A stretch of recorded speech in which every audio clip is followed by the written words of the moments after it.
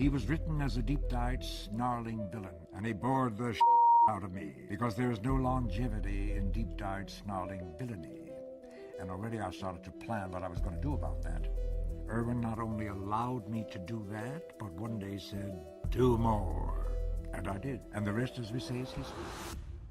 For decades, Lost in Space looked like a simple adventure show about a stranded family drifting through the galaxy. Kids watched for the robot. Parents watched for the family drama. And everyone remembered the warning that became part of television history. Danger, Will Robinson. But behind the flashing lights, rubber monsters, and campy comedy was a production filled with rivalry, reinvention, heartbreak, and secrets the audience never fully understood. The cast members carried those stories for the rest of their lives, and only in later years did many of them finally begin revealing what was really happening behind the scenes of one of television's most beloved science fiction classics. When the series premiered on CBS in September of 1965, nobody involved could have predicted how deeply it would affect pop culture. The show followed the Robinson family after their spaceship, the Jupiter 2, was sabotaged and thrown off course during a mission to colonize another world. On the surface, it was family entertainment wrapped inside a futuristic setting. But what most viewers never realized was that the series they loved almost looked completely different. The original version of the show was far darker, more serious, and closer to hard science fiction than the colorful fantasy adventure audiences eventually received. Producer Irwin Allen originally envisioned the series as a dramatic survival story. The early pilot focused heavily on realism, tension, and the emotional strain of isolation in space. The Robinson family was portrayed almost like scientific pioneers struggling against impossible odds. There was no broad comedy, no exaggerated villains, and no scene-stealing antics. The atmosphere resembled a serious science fiction film rather than the playful style the series later embraced. Then the network stepped in. CBS executives reportedly believed the original version was too cold and intellectual for family audiences. They wanted something more colorful, more marketable, and easier for children to enjoy. That decision changed television history. A comic villain named Dr. Zachary Smith was expanded into a central figure. The robot became more expressive and comedic. Scripts shifted toward bizarre alien encounters and larger-than-life adventures. In many ways, the network completely reshaped the series before most viewers ever saw it. And strangely enough, the person who transformed the show more than anyone else was never supposed to stay on it very long. Jonathan Harris entered the production believing Dr. Smith would disappear after only a handful of episodes. In the earliest concept, Smith was a dangerous saboteur responsible for endangering the Robinson family. He was cold, selfish, manipulative, and openly villainous. The writers originally intended him to serve as a temporary antagonist before eventually removing him from the story altogether. But Harris saw an opportunity. Instead of playing Smith as a straightforward villain, he slowly reshaped the character into something audiences had never really seen before. He added humor. He added cowardice. He added dramatic insults and theatrical panic. He turned Smith into a strange mixture of menace and comedy. And perhaps most importantly, he made the character entertaining enough that viewers wanted him to survive. Soon, fan mail for Dr. Smith exploded. Children adored him. Adults quoted his dialogue. Viewers tuned in specifically to watch his arguments with the robot. Before long, the production realized something remarkable had happened. The villain had become the star. Cast members later admitted that Harris constantly rewrote scenes. He reportedly arrived on set with pages of revised dialogue, altering scripts overnight to give Smith sharper humor and more memorable moments. The insults he hurled at the robot became legendary. Phrases like bubble-headed booby and blithering booby entered pop culture largely because Harris improvised and expanded the role himself. What most fans never figured out was just how much this transformation affected the rest of the cast. Guy Williams was originally expected to be the centerpiece of the series. Already famous from playing Zorro, Williams arrived at Lost in Space as the clear leading man. His character, Professor John Robinson, was intelligent, brave, calm under pressure, and designed to carry the emotional weight of the story. But as Dr. Smith became more popular, Williams slowly faded into the background. Episodes increasingly revolved around Smith, the robot, and young Will Robinson rather than the parents or the larger family dynamic. The shift happened gradually, but everyone noticed it.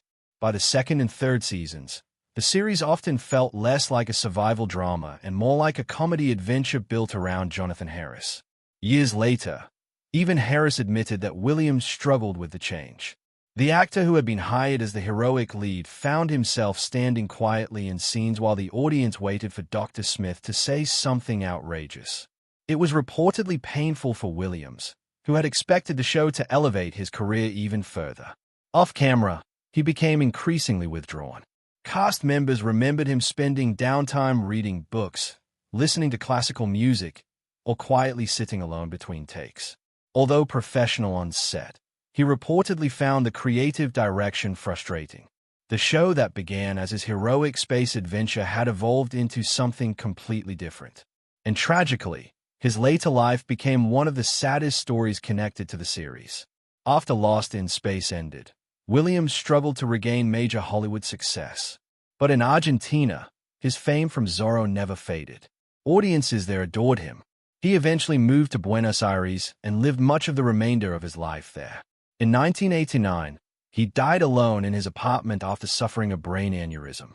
Reports indicated that several days passed before anyone discovered him. For many fans, it was shocking to learn that one of television's most recognizable heroes died in relative isolation far from Hollywood. But while Guy Williams quietly faded from the spotlight, another performer on the series endured years of hardship almost nobody ever saw. Every child who watched Lost in Space remembered the robot. Its metallic body, accordion-like arms, and booming voice became one of the defining images of 1960s television. Yet most viewers never knew the name of the man trapped inside the costume. Bob May spent 3 years physically performing the robot's movements under extremely difficult conditions. The suit was massive, heavy, poorly ventilated, and brutally hot under studio lights. According to later interviews, May often suffered cuts and bruises from the interior metal structure. On some occasions, he reportedly became dangerously overheated while filming. Despite physically bringing one of television's most famous robots to life, May received little public recognition during the show's original run. Most audiences only associated the robot with the voice of Dick Neufeld, whose famous line delivery became iconic. But inside the suit, Bob May was enduring exhausting physical work every single day. Years later, fans finally learned how dedicated he truly was. Even after facing health problems and financial struggles later in life, May became beloved at fan conventions for his kindness and generosity. He reportedly stayed late signing autographs long after other celebrities had left, making sure every fan received attention. People who met him often described him as humble, funny, and grateful that audiences still remembered the robot decades later. The irony was impossible to ignore. One of the most recognizable figures in science fiction history spent years largely invisible. Another surprising truth involved the famous rivalry between Lost in Space and Star Trek.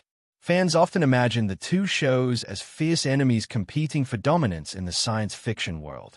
And in some ways, they were. Both targeted similar audiences during the late 1960s television boom. But what most people never realized was that Lost in Space actually achieved stronger ratings during much of its original run. Today, Star Trek is often remembered as the more influential and critically respected series. Yet during the 1960s, Lost in Space consistently attracted larger family audiences. It became a mainstream hit while Star Trek struggled to maintain ratings on NBC. Ironically, some of the people working on Lost in Space were fans of Star Trek themselves. Bill Mummy later admitted that he regularly watched Star Trek while starring on a supposedly competing science fiction show. Decades later, he even appeared on Star Trek, Deep Space Nine, delighting longtime fans who appreciated the connection between the two franchises. There were even behind-the-scenes stories showing that the rivalry between productions was far friendlier than audiences believed. Makeup teams occasionally shared materials and resources between studios when deadlines became impossible. One famous story claimed that a pair of pointed alien ears used on Lost in Space resembled Spock because the productions borrowed similar molds from each other. For all the supposed competition, Many of the artists and technicians behind the scenes were simply trying to survive demanding television schedules together. Meanwhile, one of the sweetest stories connected to Lost in Space remained largely unknown to the public for decades. Bill Mumy and Angela Cartwright essentially grew up together on the series. They spent long filming days side by side while navigating childhood fame inside a major television production. Tutored together, rehearsing together, and constantly working together, the two developed an incredibly close bond. Years later, Mumy openly admitted they became each other's first real love. The relationship eventually evolved into a brief engagement during the early 1970s before they quietly separated. But unlike many Hollywood romances, bitterness never seemed to follow them. Instead, they remained lifelong friends, appearing at conventions together and celebrating the series side by side for decades. Fans who only saw them as siblings on screen were stunned to discover how emotionally close they had been in real life. Another cast member whose story surprised audiences was June Lockhart. To generations of viewers, Lockhart represented warmth, intelligence, and calm authority. She became one of television's most respected maternal figures through both Lost in Space and Lassie. But behind the scenes, even she experienced deep disappointment with how the series ended. Most fans assumed the cast received some kind of farewell when the show was canceled in 1968. Instead, several actors later revealed that the network barely informed them at all. According to interviews over the years, many learned the series had ended through newspapers, phone calls, or industry gossip rather than official meetings. There was no emotional goodbye for the Robinson family, no grand finale, no final rescue mission, no proper conclusion. The series simply stopped. For viewers, the Robinsons remained stranded in space forever. What made the cancellation even more frustrating was that the show still had a devoted audience. Behind the scenes, budget disputes reportedly played a major role in CBS deciding not to continue. Production costs had become extremely high, especially because of elaborate sets, costumes, effects, and props. And by the third season, many cast members sensed creative exhaustion setting in. Episodes became stranger and more exaggerated. Storylines increasingly relied on broad comedy and bizarre alien concepts. One infamous episode featured sentient vegetables and a villain dressed like a giant carrot. Even some cast members later admitted they struggled to take certain scripts seriously. Still, the actors maintained professionalism because they understood how beloved the show had become to younger viewers. That devotion from audiences never disappeared. Over the decades, Lost in Space transformed from a canceled 1960s television series into a permanent part of science fiction history. Reruns introduced new generations to the Robinson family. Collectors preserved props and merchandise. Fan conventions kept the cast connected to audiences who still adored them decades later. And unlike many productions where cast members drift apart permanently, the surviving Robinson family members remained remarkably close throughout their lives. Bill Mumy, Angela Cartwright, and Marta Kristen continued reuniting regularly at conventions and events. Their friendships survived long after the studio lights faded. Fans noticed something genuine whenever they appeared together. They weren't simply former co-workers revisiting nostalgia. They truly cared about one another. That emotional bond became one of the hidden legacies of the show. Another fascinating detail most viewers never realized involved the music. The iconic score for Lost in Space was created in part by a young composer named John Williams before he became world famous. Long before Star Wars, Jaws, Indiana Jones, or Jurassic Park, Williams was already contributing dramatic orchestral work to television science fiction. Many fans later revisited Lost in Space and recognized hints of the sweeping style that would eventually define some of the greatest film scores ever written. Then came the reboots. Hollywood repeatedly attempted to revive the franchise over the years, including the 1998 feature film adaptation starring Matt LeBlanc and Gary Oldman. The film introduced the property to a new generation, but longtime fans remained deeply attached to the original cast. Decades later, Netflix launched a modern reboot of Lost in Space that ran from 2018 through 2021.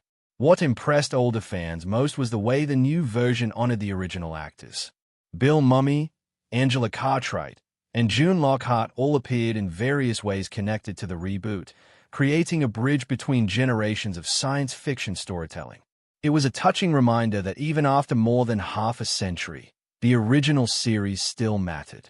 Perhaps the biggest revelation of all is this. The cast of Lost in Space understood something audiences often overlooked. Beneath the campy humor and strange aliens, the show represented hope. The Robinson family rarely gave up. Even when trapped in impossible situations, they continued working together. That message stayed with viewers for decades. And for the actors themselves, the experience became something larger than television. It shaped their friendships, their careers, and in many ways their identities. Some endured heartbreak. Some felt overshadowed. Some struggled after the show ended. Yet nearly all of them spoke warmly about the bond they shared through the series. Jonathan Harris became forever associated with Dr. Smith. Bill "Mummy" Carradwell Robinson into adulthood. Angela Cartwright embraced the nostalgia fans still felt. Marta Kristen remained deeply connected to convention audiences. June Lockhart continued representing grace and professionalism well into old age. And through it all, the Jupiter 2 never truly disappeared. That is what most fans never fully figured out. Lost in Space was never just about space travel. It was about reinvention. It was about actors fighting to survive inside a brutal television industry. It was about friendships that lasted a lifetime. It was about performers finding family in the middle of chaos. And perhaps most surprisingly of all, it was about a cast that never stopped protecting each other long after the cameras shut down. More than 60 years later, people still remember the robot's warnings, Dr. Smith's insults, and the Robinson family's adventures across the stars. But the real story behind the series turned out to be even more human than the fiction audiences watched on screen. Because while the Robinsons never officially found their way home, the people who played them spent the rest of their lives finding their way back to each other.